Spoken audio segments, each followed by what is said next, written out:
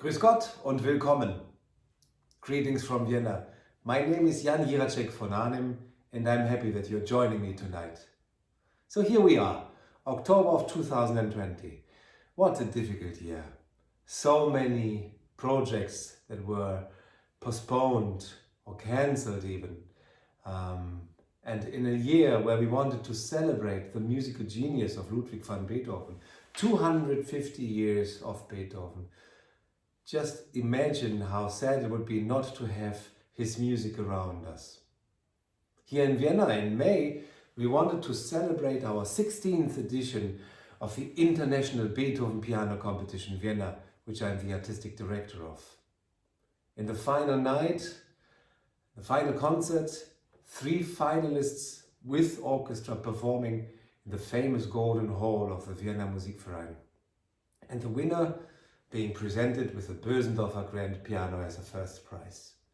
That piano will have to wait a little bit longer for its new owner.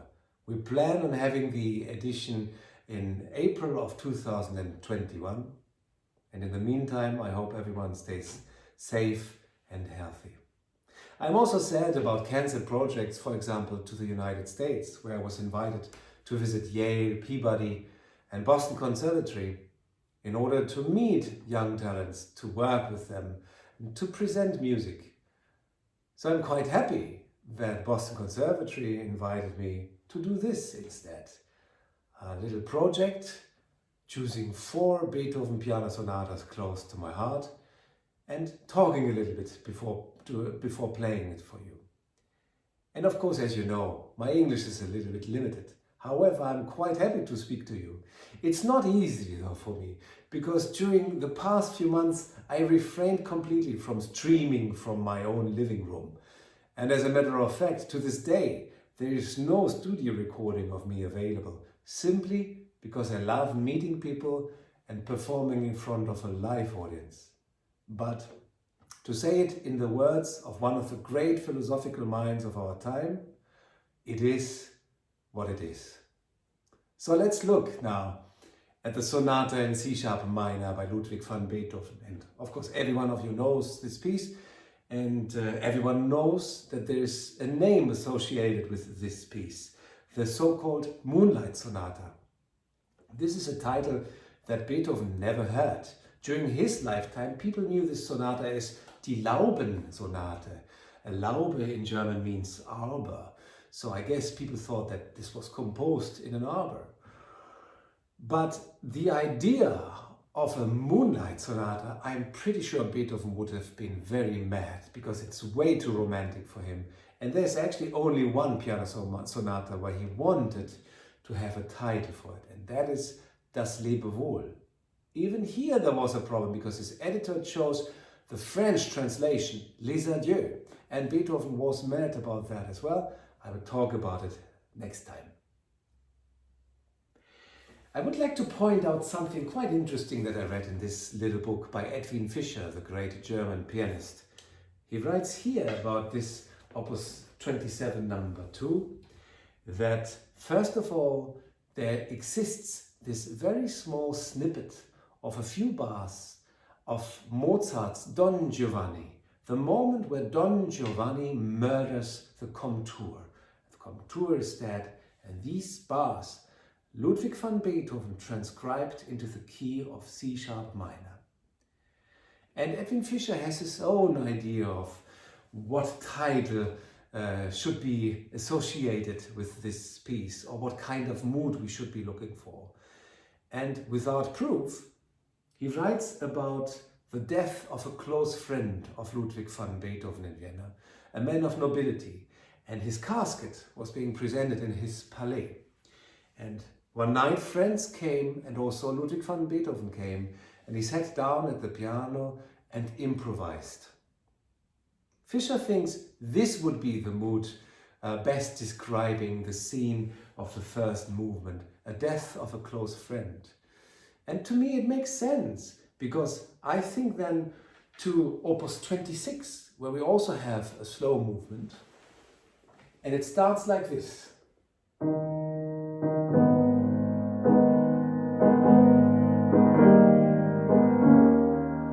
So what we have here, and then at the end of the first movement in the left hand, it's being repeated all the time, G sharp. This really evokes something as described by Edwin Fischer in my mind. Anyway, let's look a little bit into a few details. When I set out to play this piece, I first think about, yes, Adagio Zostenuto. For me, the Zostenuto is in the octaves in the left hand. I tried to feel a flow on these octaves, just continuing throughout the first movement. There's actually an interesting fingering by Arthur Schnabel, where he wants you to change fingers on the keys so that you actually also with your fingers really have a great legato feel to it. I don't use that fingering, but I still feel a deep connection between these octaves. And then I look at the triplets here. I'm not sure even a viola player would be able to just continue playing triplets like this in pianissimo without getting tired. That's something that we can do nicely at the piano. And here at the beginning, for some reason, I'm reminded of a Baroque preludium, such as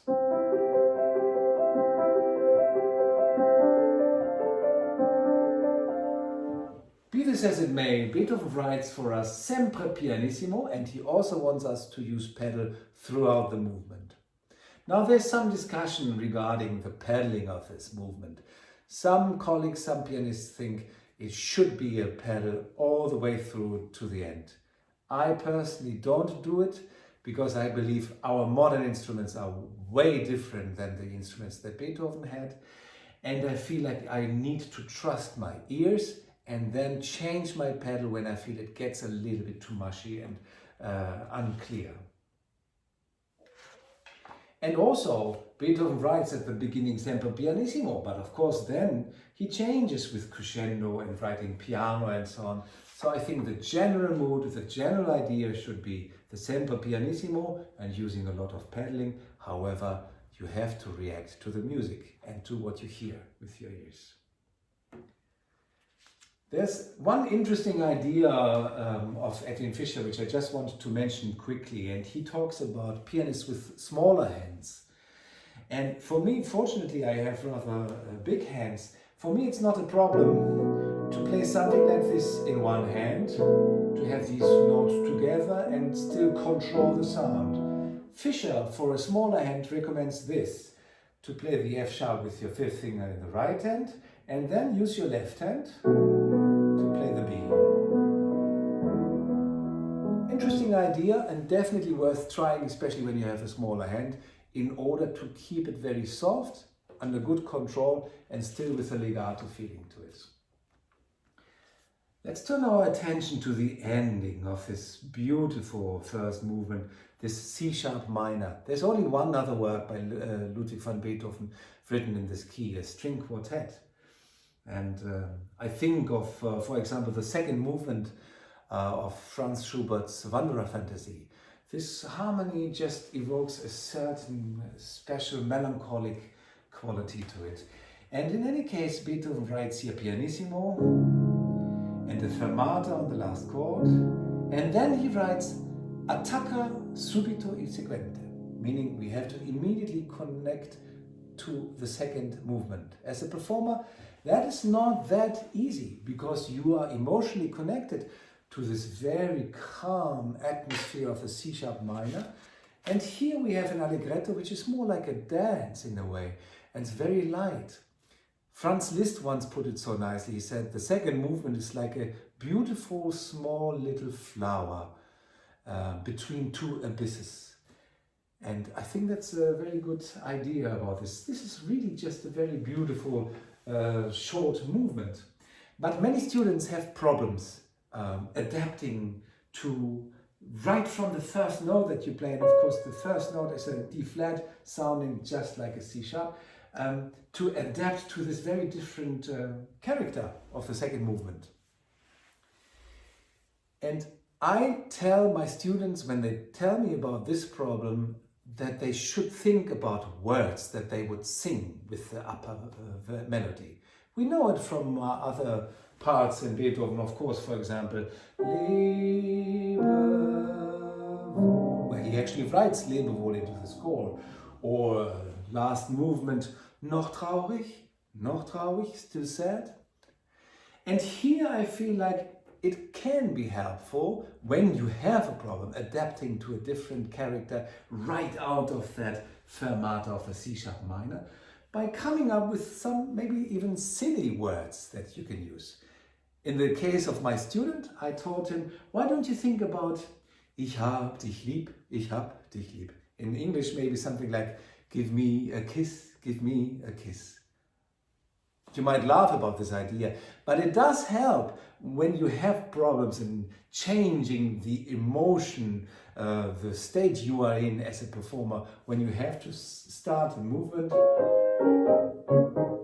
that's almost humorous in its character.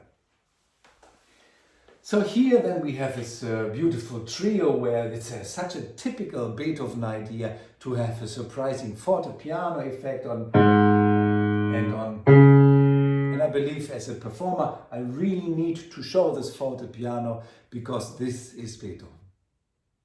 Yes, and the last movement, the Presto Agitato, yes, that is such a thunderstorm of a movement, I feel. And I'm actually surprised sometimes I hear young pianists perform this and doing a development, a crescendo from the first bar into the second bar into the sforzato, as a matter of fact. And I question that because I'm a strong believer in being as respectful as possible when it comes to urtext, to really look into all the details that a composer writes down. And Beethoven was a very precise composer. And here he writes piano. And then he has these little energy dots in the left hand here. But there is no crescendo, not even a hairpin crescendo into the sforzato. I believe the sforzato needs to be almost a surprise, like a lightning bolt or something. So I think it is important to be careful not to give too much of a crescendo effect, because later then he does write it. Yes, you know, I always recommend all my students to always get the best possible edition. In my case, it's the hymn, the urtext. Urtext it should really be, but also to take advantage of the great chances that we have nowadays. For example, when you Google Beethoven House Bonn, you will find scans of autographs of almost all of Beethoven's works. And I believe it's so revealing to look into an autograph. I'll never forget, a few years ago, I was invited by the BBC for a special production. And a famous crime writer would go with me to the Österreichische Nationalbibliothek, the library where they keep the original handwritings of Beethoven, Mahler, Strauss, Mozart, and so on.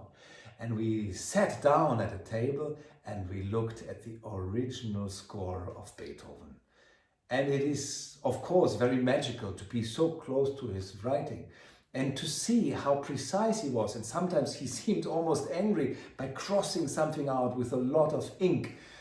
Sometimes apparently even scratching out something with his fingernail. And from time to time you would see some drops of wine or even the stains of the wine glass on the score. I believe you come closer to the human being behind the composition by checking out the autograph.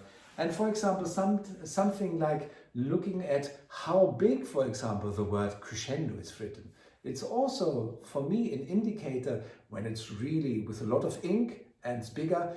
It has a bigger impact, I believe, than just a very light little word crescendo. In this movement, to this day, there are a few question marks I have. And I have to tell you, just to give you an example, here, for example, I look at bar 94, I see these hairpins, crescendo, decrescendo, hairpins, crescendo, decrescendo. Then I see the word crescendo, the word decrescendo, and then he has two long chords, piano, and then pianissimo. The only time he writes pianissimo in this whole movement. He does not write fermatas, but he does write piano and then pianissimo, and of course then we have, for the only time, a forte piano on the C sharp in the bass. So that's a question for me. Why? Because then I look at the end and I look after the trill here, the Adagio, before Tempo Primo. I see the trill, I see then piano, he writes. And then he writes the crescendo. And then Adagio, piano. And no fermatas. Many pianists play this very, very slow. I'm not sure. But why does Beethoven not write pianissimo on these octaves? I don't know. But this is what I actually like about being a musician. You cannot be sure that you know everything anyway. And you always need to dig deeper and think and maybe come up with different ideas and change your opinion about things. So it stays alive. Just these little black dots mean so much. And each time I sit down to perform this wonderful masterpiece, I try to be inspired by the surroundings, by the instrument. And you will notice, maybe I will do some things that I said you cannot do, for example, a crescendo at the beginning of the third movement, just because I feel like it in that moment. Well, it's time for me to change into my black suit. Please keep your fingers crossed that it still fits. And I will see you in a few minutes. I will walk over to Musikverein. It's really just a short walk from my place over to Musikverein.